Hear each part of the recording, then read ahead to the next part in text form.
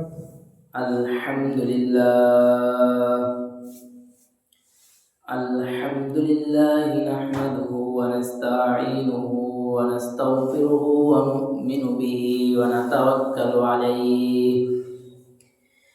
ونعوذ بالله من شرور أنفسنا ومن سيئات أعمالنا من يهده الله فلا مضل له ومن يضلله فلا هادي له ونشهد أن لا إله إلا الله وحده لا شريك له ونشهد أن سيدنا وسندنا وحبيبنا وطبيب قلوبنا ومولانا محمدا عبده ورسوله صلى الله تعالى عليه وعلى آله وأصحابه وبارك وسلم تسليما كثيرا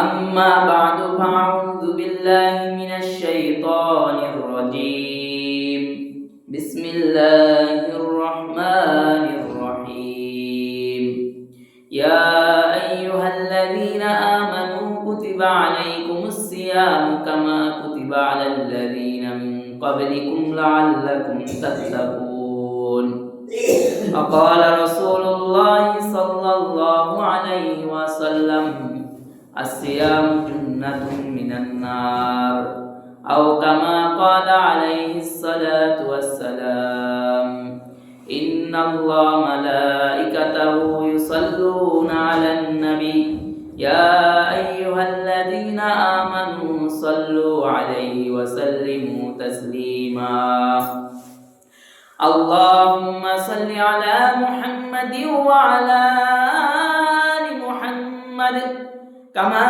صليت على إبراهيم وعلى آل إبراهيم إنك حميد مجيد اللهم بارك على محمد وعلى آل محمد كما باركت على إبراهيم وعلى آل إبراهيم إنك حميد مجيد الحمد لله মহান আল্লাহ পাক রব্বুল আলামিনের দরবারে লাখো কোটি শুকরিয়া যে আল্লাহ পাক রব্বুল আলামিন আপনাকে আমাকে প্রতি সপ্তাহের মতো এই পবিত্র রমজান মাসের প্রথম শুক্রবার প্রথম জুমার নামাজে আসার এবং বসার তৌফিক দান করেছে। সেই বিশ্ব মালিক বিশ্ব প্রতিপালকের দরবারে শুকরিয়া দান করি বলে আলহামদুলিল্লাহ। যেহেতু এটা রমজান মাসের প্রথম শুক্রবার সেই জন্য আলহামদুলিল্লাহ আর একটু জোরে হওয়া উচিত ছিল। আর একটু জোরে বলেন আলহামদুলিল্লাহ। এটাই আল্লাহ তাআলার নিয়ামতের শুকরিয়া আদায়। তো সম্মানিত হাজিরিন, এই যে আজকে আমরা পবিত্র রমজান মাসে আজকে দ্বিতীয় রোজা আমরা রাখছি আর কি। তো রমজান মাসটা একটা মৌসুম, ইবাদতের মৌসুম। প্রত্যেকটা জিনিসের এক একটা মৌসুম আছে। আপনি কৃষকের যে কাজ করেন এটারও মৌসুম আছে, শীতের মৌসুম আছে যে এই শীত এই সময় আসে, গরমের মৌসুম আছে, বৃষ্টির মৌসুম আছে আলাদা, ধানের আলাদা মৌসুম আছে। এই সময় তো ধান লাগায় নাই, কেন লাগায় নাই? এখন ধান হবে না, এখন ধানের মৌসুম না, এখন অন্য কিছু চাষ করতেছে, বিভিন্ন কিছু চাষ করতেছে। এক একটা সময় এই দুনিয়াবি জিনিস অর্জন করতে যেমন এক একটা সময়ের এক একটা মৌসুম থাকে, ঠিক ইবাদতের মুমিন মুসলমানের ইবাদতের মৌসুম হলো এই রমজান মাস। আসলে প্রত্যেকটা সময় ইবাদতে কাটানো, কিন্তু আমরা ইবাদতখানায় এসেও আমরা গুনাহে লিপ্ত হই। যেমন মসজিদটা আমাদের ইবাদতের ঘর, কিন্তু এখানে এসেও আমরা গুনাহ করি, এখানে এসেও আমরা মিথ্যা কথা বলি, এখানে এসেও আমরা গীবত করি। আর বাইজিদ বুস্তামি রহমাতুল্লাহ আলাইহি যিনি বেশ্যাখানায় গিয়া তারপরে বেশ্যা মহিলার দাওয়াত দিয়া তাকে হাদিসের মুহাদ্দিস বানাইলেন। সুবহানাল্লাহ। আগে গুনাহের যে রাজ্য ছিল সেই জায়গায় গিয়া দাওয়াত দিয়া তারপরে আগে তাকে ভালো বানানো হতো, কিন্তু এখন ইবাদত খানায় গুনাহ চলে। এমন একটা জামানা এসে গেছে। বলে যতই বলা হোক কেমনে কেমনে যেন হইয়াই যায়। ইবাদতের মৌসুম, আমাদের উচিত হলো ইবাদত করা, বেশি বেশি ইবাদত করা। কারণ আল্লাহ বলে আমা খালাকুল জিন্না ওয়াল ইনসা ইল্লা লিয়াবুদুন, আমি মানুষ জাতি আর জিন জাতিকে সৃষ্টি করেছি আমার ইবাদতের জন্য। কিন্তু আজ আমাদের ইবাদতের গুরুত্ব নাই, আমাদের ইবাদতের গুরুত্বই নাই, বরঞ্চ গুনাহের কাজে গুরুত্ব আছে। কিন্তু এই যেমন রমজান মাস চলতেছে, কিন্তু মসজিদে দেখেন এখনো মসজিদ ফাঁকা থাকে। 2-3 রমজান, 5 রমজান, 10 রমজানও যায় না, তার আগেই তারাবির মুসল্লি কমে যায়। কারণ আমাদের ইবাদতের গুরুত্ব নাই। অথচ বলা হয় দিনে রোজা রাখা কেউ যদি রাত্রে তারাবি পড়ে, বলা হয় তার পিছনের সকল গুনাহ মাফ করে দেওয়া হয়। আবার হাদিসে বলা হয় কেউ যদি ঈমানের সাথে রোজা রাখে সওয়াবের আশায়, তাহলে আল্লাহ তার জীবনের সকল গুনাহ মাফ করে দেয়। কিন্তু আমাদের ওরকম সওয়াবের আশা, মানে কি জন্য যে রোজা রাখছে অনেকে এটাও বোঝে না। রোজা রাখছে, কিন্তু রোজা রাখা রোজাদারের মতোই থাকতে হবে। রোজাও রাখছে, মিথ্যা কথাও বলে, রোজাও রাখছে, চুরিও করতেছে, রোজাও রাখছে, গীবতও করতেছে, মানে গুনাহের ভিতরেই আছে। অথচ এই মাসটা হলো ইবাদতের মৌসুম, ইবাদত কিভাবে করা যায় সেই চিন্তা করবে, সেই ফিকির করবে। অথচ আমাদের ভিতর সেই চিন্তা নাই।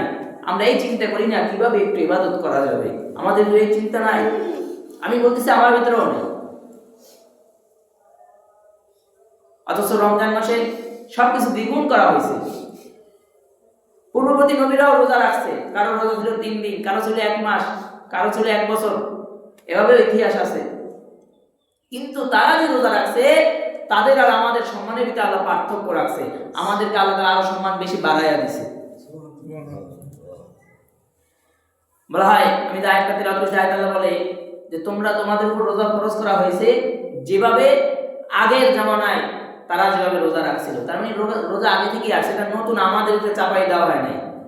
আমাদের নবীর আগে যে নবীরা গেছে তাদের উপরও রোজা ছিল, কিন্তু তাদের পুরস্কার আর আমাদের পুরস্কারের ভিতরে পার্থক্য আছে। বলে আমাদেরকে দামি পুরস্কার দেওয়া হয়েছে। বলে এই রমজান মাসটা আল্লাহ এমন করছে যে জাহান্নামের সকল দরজা বন্ধ করে দেওয়া হয়েছে। আর এই রমজান মাসে জাহান্নামের দরজা খুলবেও না, আর জান্নাতের সব দরজা খোলা হয়েছে, রমজান মাসে আর বন্ধ হবে না। এটা আমাদের এই রমজান মাসের বরকত, রহমত, এটা আমাদের জন্য। এই জন্যই তো বলা হয় কেউ যদি রমজান মাসে মারা যায় সে আর জাহান্নামে যাবে না, কেননা সেই মাসে তো জাহান্নামের দরজাই বন্ধ, এভাবে বলা হয়েছে।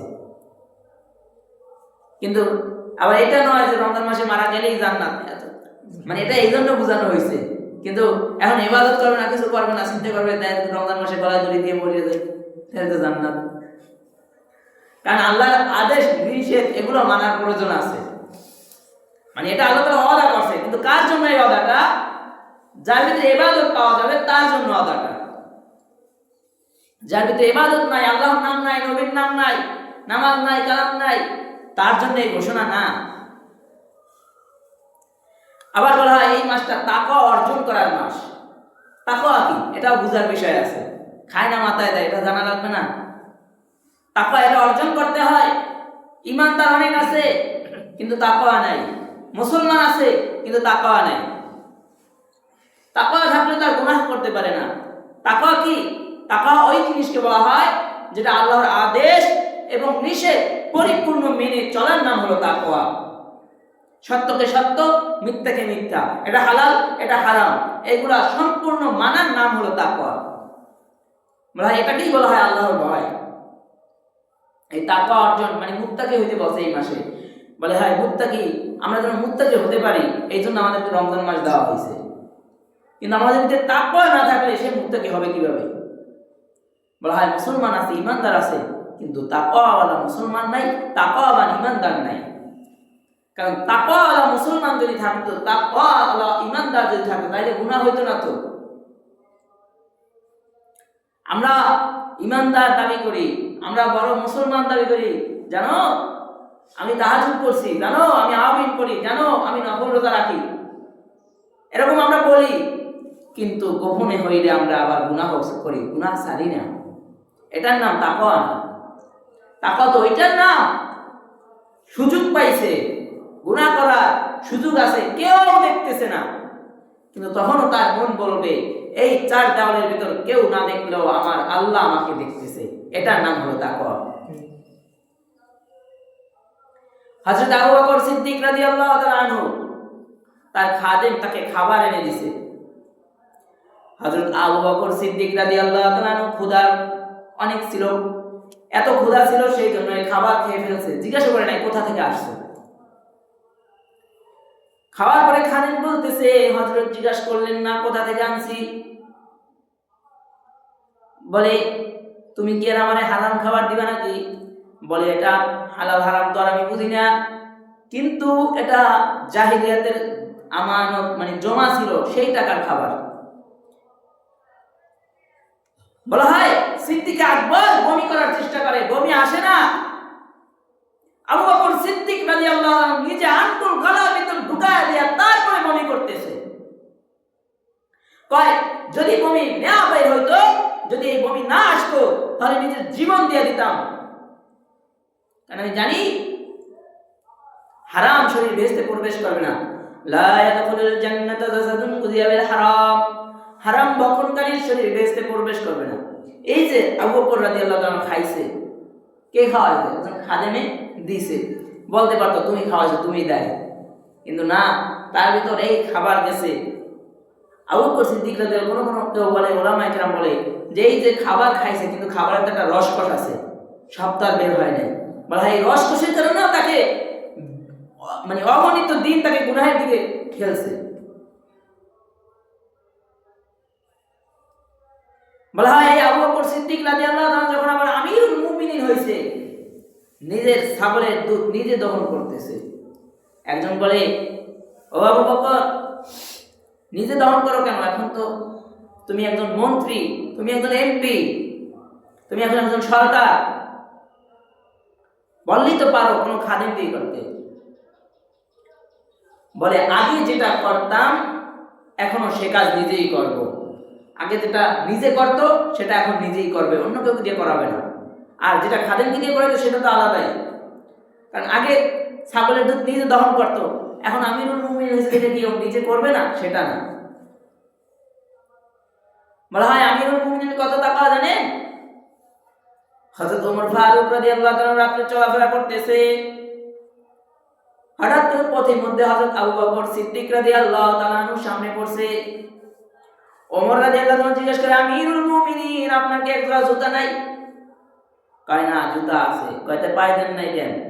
কয় এখন রাত্রবেলা কেউ তাহাজ্জুদ পড়ে, কেউ ঘুমায়, আমি যদি এখন জুতা পায়ে দিয়ে হাঁটি আর আমার খরমের শব্দে যদি আমার নবীর উম্মতের ডিস্টার্ব হয়, আর তারা যদি হাসরের ময়দানে আমাকে বলে আবু বকরের কারণে আমার নিষ্পাপ বাচ্চা ঘুমাতে পারে নাই, আবু বকরের কারণে আমার অসুস্থ মা কষ্ট পেয়েছে, আবু বকরের কারণে আমি ঘুমন্ত মানুষ ছিলাম জাগ্রত হয়ে গেছি, আবু বকরের কারণে আমার দোয়ার ভিতর ডিস্টার্ব হয়েছে, আবু বকরের কারণে আমার নামাজে ডিস্টার্ব হয়েছে, বলো না ওমর, তখন আমি আবু বকর কি জবাব দিব? চাইলে তো পারতো যে আমি এখন আমিরুল মুমিনিন, আমি এখন এখান থেকে হুন্ডা চালাবো আর জোরে টিটিট টিটিট মারবো, চাইলে পারতো না? কিন্তু না, সে খালি পায়ে হাঁটতেছে যেন জুতার শব্দ না হয়। এগুলা ছিল তাকওয়া, এগুলাকে বলা হয় তাকওয়া। আরো অগণিত ঘটনা আছে। হযরত ওমর ফারুক রাদিয়াল্লাহু তাআলা আনহু যখন তিনি আমিরের দায়িত্ব পেয়েছেন, তিনি রাত্রিবেলা টহল দিতেন যে কোন জায়গায় গুনাহ হয়, দুই নাম্বারই হয়, এগুলা পর্যবেক্ষণ করতে বের হইতেন। তো আমিরুল মুমিনিন এক বেড়ায় গিয়ে মানে এক জায়গায় হাঁটতেছে, দেখতেছে এখান থেকে কথার আওয়াজ আসে, ওইখানে সাথে সাথে কান পাতলো যে শব্দটা কি। ভিতর থেকে আওয়াজ আসতেছে, মা মেয়েকে বলতেছে, এ কন্যা দুধের ভিতর পানি মিশিয়ে দাও। আর কন্যা বলতেছে না, হযরত ওমর নিষেধ করছে, পানি দেওয়া যাবে না। ওমর নিষেধ করছে। মা বলে, ও কন্যা, এখানে ওমর নাই, এই রাত্রিবেলা ওমর দেখবে না, পানি দাও। মেয়ে ডাক দিয়া বলতেছে, মা ওমর নাই তো কি হয়েছে, ওমরের আল্লাহ কি নাই? ওমর দেখবে না, কিন্তু ওমরের আল্লাহ ঠিকই দেখবে, পানি আমি মিশাইতে পারবো না। ওমর রাদিয়াল্লাহু তাআলা সকালবেলা রাজপ্রাসাদে গিয়া মা আমাকে ডেকে নিল। মেয়ের তাকওয়া ভালো ছিল, তাই মেয়েকে নিজের ছেলের সাথে বিবাহ দিয়ে দিল। এখন তার তাকওয়া খোঁজে না বিবাহের সময়, এখন বুঝে টাকা আছে তার। অথচ ওমর রাদিয়াল্লাহু তাআলা এক অসহায় পরিবারের মেয়ে নিজের ছেলের সাথে বিবাহ দিছে তাকওয়ার কারণে। যে মেয়ে বলছে ওমর দেখে না তো কি, ওমরের আল্লাহ কি দেখে না? ওমর রাদিয়াল্লাহু তাআলা আরেকটা ঘটনা আছে যে হযরত ওমর রাদিয়াল্লাহু তাআলা অনেক দূরে চলে গেছে, গিয়া দেখেন রাখাল ছাগল বকরি চড়াইতেছে। অনেকগুলা ছাগল একসাথে। ওমর রাদিয়াল্লাহু তাআলা কে এই রাখাল চিনে না। ওমর রাদিয়াল্লাহু তাআলা বলে, এ রাখাল, আমার অনেক পিপাসা পেয়েছে, আমি অনেক দূর থেকে আসছি, একটা ছাগলের দুধ দহন করে আমাকে একটু দাও। রাখাল বলে, আমি ছাগলের রাখাল, কিন্তু ছাগলের মালিক আমি নয়, এই দুধ দেওয়ার কোনো ক্ষমতা আমার নাই, আমি দুধ দিতে পারবো না। বলে, কেন? বলে, এটা শুধু আমার মালিকই পারবে, আমি পারবো না, আমি মালিক না, আমার এটা দায়িত্ব। ওমর রাদিয়াল্লাহু তাআলা পরীক্ষা করার জন্য আবার বলতেছে, রাখাল, আমি তোমাকে কিছু টাকা দেই, একটা ছাগল আমায় দিয়ে দাও, তোমার মালিকও দেখবে না, আমারও হাজত ছাড়বে, আর তোমারও কিছু পয়সা হবে। রাখাল বলে, এই মিয়া, জানো এটা কার জামানা? এটা ওমরের জামানা, কল্লা সাথে থাকবো না। ওমর রাদিয়াল্লাহু তাআলা বলতেছে। ওমর রাদিয়াল্লাহু বলে, এখানে ওমর নাই, দিয়ে দাও। কারণ এখানে কি ওমর আছে? ওমর তো নাই, কথা তো ওমরই বলতেছে। বলে, এখানে ওমর নাই, দিয়ে দাও। রাখাল জবাব দেয়, ওমর নাই তো কি হইছে, ওমরের আল্লাহ কি নাই? এই ছাগল রাখালের ভিতর থেকে আমি যদি আপনাকে একটা ছাগল দিয়ে দেই, আমার মালিক জানবে না, কারণ এখানে অগণিত ছাগল, মালিকে বলতেই পারবে না একটা ছাগল দিয়ে দিয়েছে, এত ছাগল। বলে, ওমর নাই দেখবে না, কিন্তু ওমরের আল্লাহ তো দেখবে। বলেন না ভাই, হাসরের ময়দানে আমি কি জবাব দিব? এরপরে ওমর রাদিয়াল্লাহু তাআলা তার পরিচয় দিয়েছে। এক জামানা ছিল যে রাখালের ভিতরে তাকওয়া ভরা ছিল, আর এখন শিক্ষিতর অভাব নাই, কিন্তু তাকওয়ার অভাব আছে। এখন মুসলমানের অভাব নাই, কিন্তু তাকওয়ার মুসলমানের অভাব আছে। তাকওয়া তো অনেক আছে, মানে তাকওয়া যে জিনিসটা, ঈমানদার অনেক আছে, কিন্তু তাকওয়া বা ঈমানদারের অভাব আছে। মুসলমান আছে, ঈমানদার আছে, কিন্তু তাকওয়া পাওয়া যায় না। এগুলা ছিল তাকওয়া। গুনাহের পরিবেশ তৈরি হয়েছে, কিন্তু তারপরও গুনাহের ভিতরে লিপ্ত হয় নাই। আর আমরা রমজান মাসেও গুনাহ করে বেড়াই, মসজিদে এসেও গুনাহ করি। রোজা রাখছে, আবার গীবত করে, রোজা রাখছে, মিথ্যা কথা বলতেছে, গুনাহ কাজে লিপ্ত আছি না।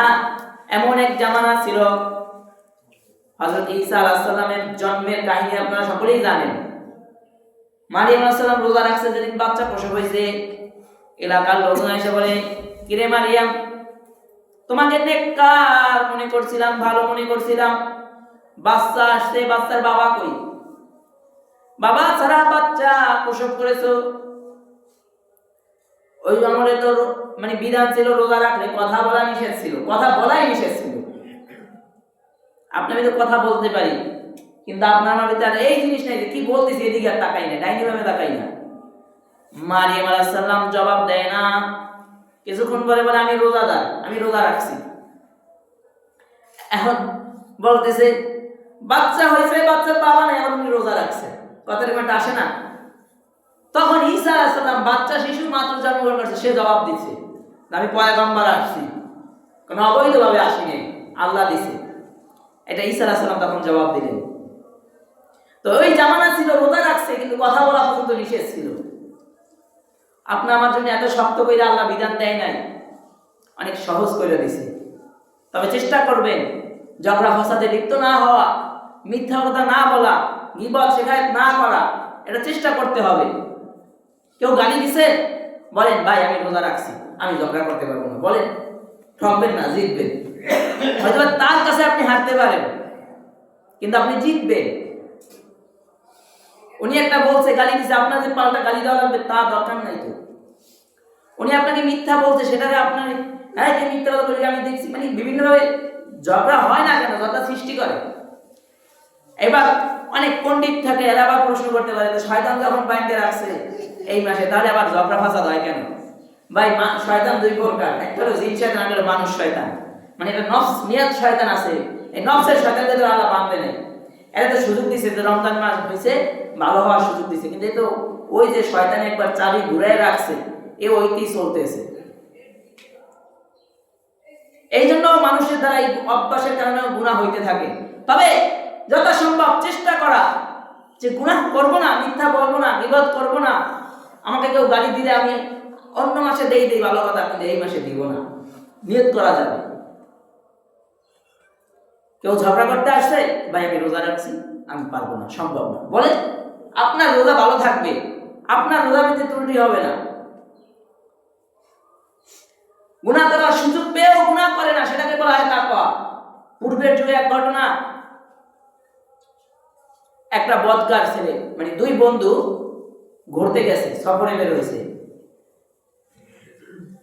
দুই বন্ধু ঘুরতে গেছে, ঘুরতে যাওয়ার পরে এক বন্ধু রান্না করে আর এক বন্ধু তার খায়। আবার মানে তাবলীগের একটা নিয়ম আছে না, যে এক একজন রান্না করে, ওই নিয়মে যে আজকে আমি রান্নাবো, কালকে তুমি রান্না। এক বন্ধু রান্না করছে, আর এক বন্ধু ঘুমাইছিল, ওইটা খাইছে। এখন ওই বন্ধুর রান্নার পালা, এই বন্ধু ঘুমাইতে গিয়ে দেখে যে যখন চুলার জাল নিভা যায়, এই বন্ধু ফু দিয়ে আর জাল দেয় না, ডাইরেক্ট হাত চুলার ভিতরে দিয়ে দেয়। সুবহানাল্লাহ বলে।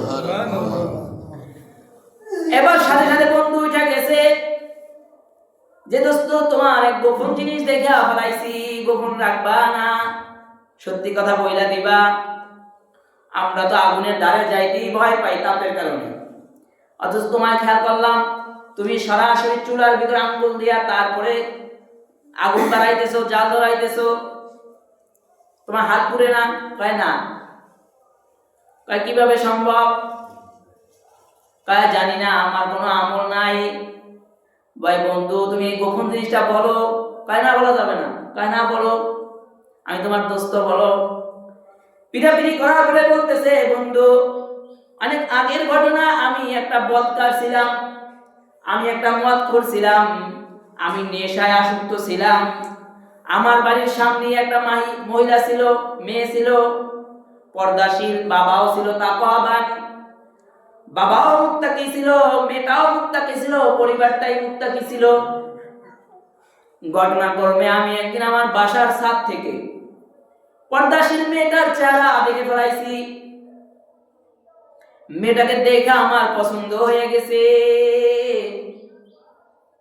আমরা তো এলাকার সবচেয়ে ধনী ছিলাম, আমার বাবা আমার অনেক আদর করত।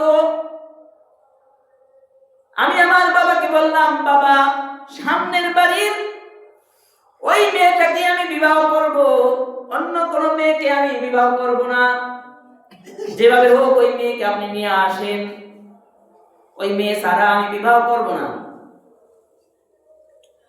তো ছেলের পক্ষ থেকে বাবা প্রস্তাব নিয়ে গেছে যে আমার বাসা আপনাদের এইখানে, আমি অমুক, আপনার মেয়েকে আমার ছেলে পছন্দ করেছে, আপনি কি আপনার মেয়েকে বিবাহ দিবেন? তো তারা ধনী ছিল, তাদেরকে তো সবাই চিনত। আর ছেলেটা যে বকাটে ছিল, ভালো ছিল না এটাও জানতো। বাবা বলেন, না, আমি আপনার সন্তানের কাছে আমার ছেলেকে বিবাহ, আমার মেয়েকে বিবাহ দিব না।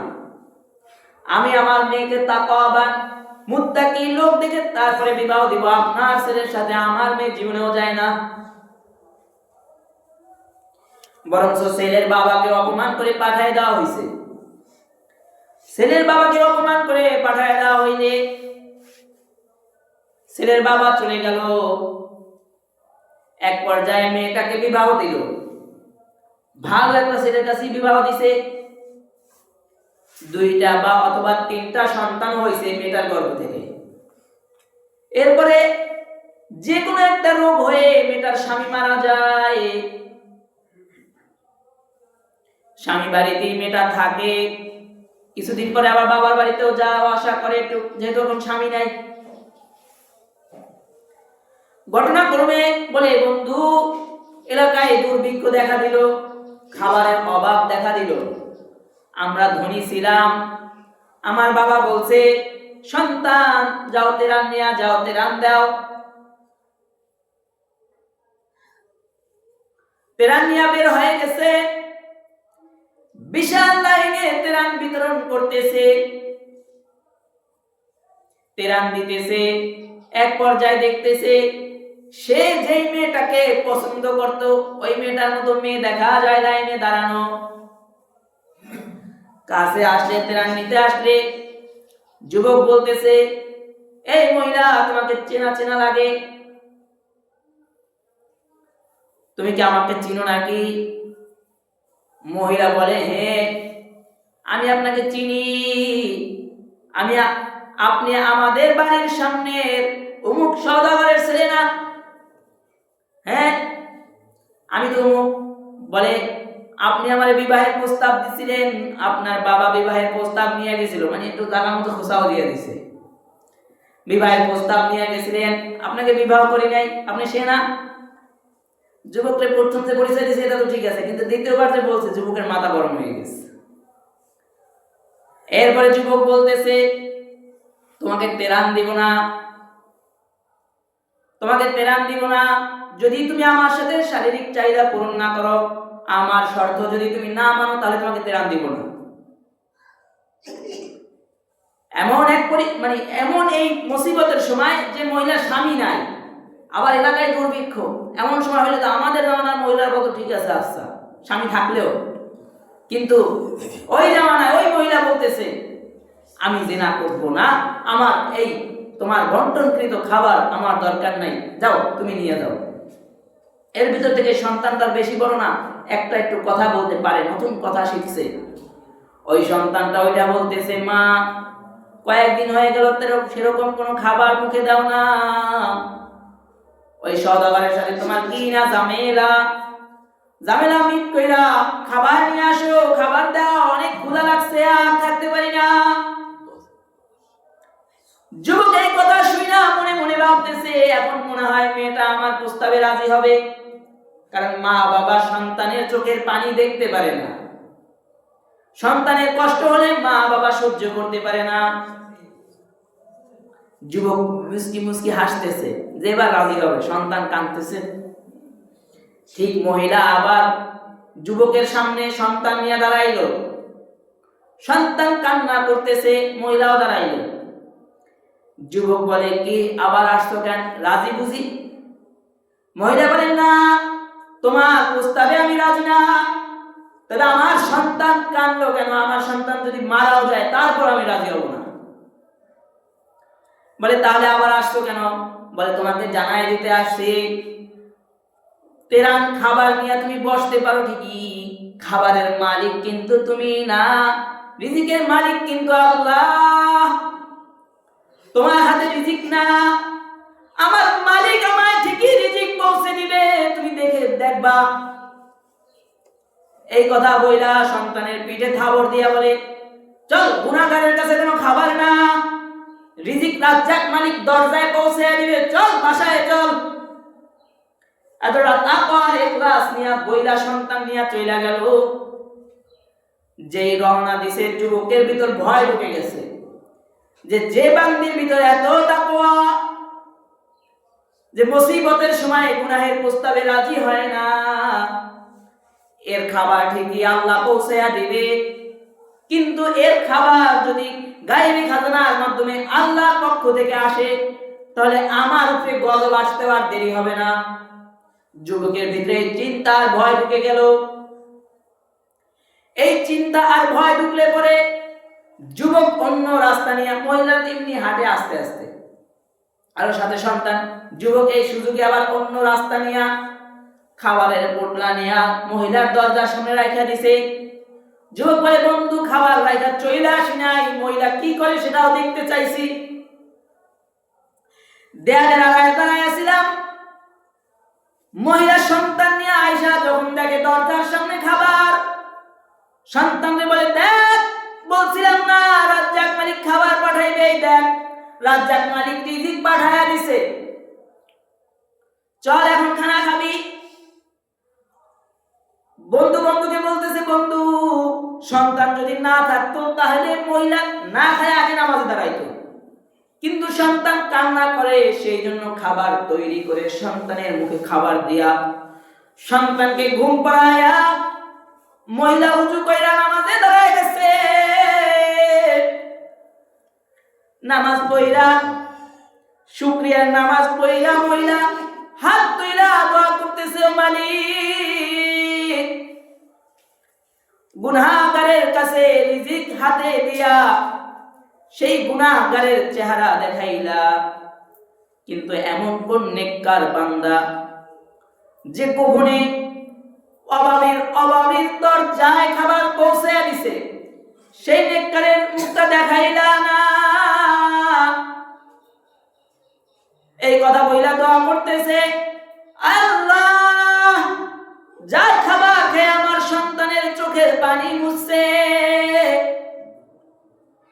যে খাবার পৌঁছে দেয়া গেছে, এমন মানুষকে কিন্তু আপনি শুধু জাহান্নামের আগুনে না, দুনিয়ার আগুনেও কিন্তু তাকে জ্বালাইবেন না। তাই দোস্ত, এই মহিলা যেদিন আমার জন্য এই দোয়া করছে দুনিয়ার আগুনেও জ্বালাইবেন না, সেদিন থেকে দুনিয়ার আগুন আর আমায় স্পর্শ করে না। সুবহানাল্লাহ বলেন। তো এটা ছিল দোয়া। এই রমজান মাস দোয়া কবুলের সময় যেমন মুত্তাকি পরহেজগার হতে হয়, যেমন তাকওয়াবান হতে হয়, এমন যদি হতে পারে। আমরা বলি না আমাদের দোয়া কবুল হয় না, আসলে তো আমরা গুনাহের ভিতরে লিপ্ত থাকি, সেই জন্য আমাদের দোয়া কবুল হয় না। দোয়া কবুল হয়, আমরা ফল পাই না। কিন্তু আমরা যদি ওই রকম হতে পারি যে গুনাহের পরিবেশ তৈরি হয়ে যায়, কঠিন বিপদ এসে যায়, তারপরেও যদি গুনাহ থেকে বেঁচে থাকতে পারি, তাহলে বলা যায় ওই মহিলার দোয়া যেমন কবুল হয়ে গেছে, আপনার আমার দোয়াও এমন কবুল হতে সময় লাগবে না। এটা ছিল তাকওয়া। রিজিক নাই, পেটে খানা নাই, কিন্তু গুনাহের পরিবেশে যায় নাই। এটা ছিল তাকওয়া। গুনাহের পরিবেশ তৈরি হয়েছে, কিন্তু তারপরও গুনাহ করে নাই।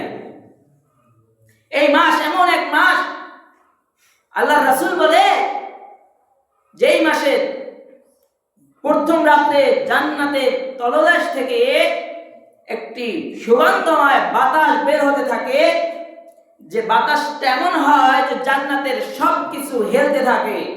এরপরে সেখান থেকে হুর বের হয়ে আসে, হুররা এসে বলে, কে আছো কোন যুবক, আমাকে বিবাহ করবা? তারপরে গিয়ে আবার বেহেশতের দরজায় দারোগা যিনি থাকে, ফেরেশতা, তাকে বলে, আজকে এমন হলো কেন? হুর জিজ্ঞাসা করতেছে, বলে আজকে রমজানের প্রথম রাত, সেই জন্য এরকম হয়েছে। এটা এমন এক মাস যে এই মাসকে স্বাগতম জানানোর জন্য জান্নাতকে 11 মাস আগে থেকেই সাজাতে থাকে, তৈরি করতে থাকে এই মাসের জন্য। এটা অনেক মহামূল্যবান মাস। অনেক কিছু আপনারা জানেন, আর অনেক কিছু বলাও সম্ভব না, টাইম কম। ভাই, জীবনে অনেক আড্ডা দেওয়ার সময় পাবেন, জীবনে অনেক কথা বলার সময় পাবেন, কিন্তু এমন ইবাদতের পরিবেশ তৈরি হবে না। সেই জন্যই তো বলা হয় যে রমজান মাস, আল্লাহ রাসূল বলে গেছে যে রমজান মাস আসলে তোমাদের কবজায়, তোমাদের আন্ডারে যে গোলাম থাকে, তোমাদের যে কর্মচারী থাকে, তাদের কাজ কমায়া দাও, যেন তারা ইবাদত করতে পারে। কিন্তু আমাদের জামানা এখন উল্টো হয়ে গেছে। বলে সামনে ঈদ আসছে, বেচা কিনা বেশি হবে, কর্মচারীকে ডাবল খাটায় বরং কর্মচারী ইবাদত করারও সুযোগ পায় না। এমনও আছে যে এত কাজের প্রেশার থাকে যে রোজাও রাখতে পারে না। এটা সম্পূর্ণ উল্টা পদ্ধতির কাজ। এই জন্য এই মাসে যেন সকলে ইবাদত করতে পারে, এই জন্য সকলকে সুযোগ দেওয়ার কথা আল্লাহ রাসূল বলে গেছে। আসুন তাকওয়ার মাস, আমরা যেন পরিপূর্ণ তাকওয়া অর্জন করতে পারি, আল্লাহ আমাদেরকে সেই তৌফিক দান করুন। গুনাহ মুক্ত জীবন যেন গড়ে তুলতে পারি, সেই তৌফিক দান করুন। আমরা যেন খাঁটি মুত্তাকি আল্লাহ হতে পারি, আল্লাহ সেই তৌফিক দান করুন। আল্লাহ তাআলা যে কথাগুলো বলা হয়েছে এর উপর আমল করার তৌফিক দান করুন, বলুন আমিন। আখির দাওয়ানা আলহামদুলিল্লাহি রাব্বিল আলামিন।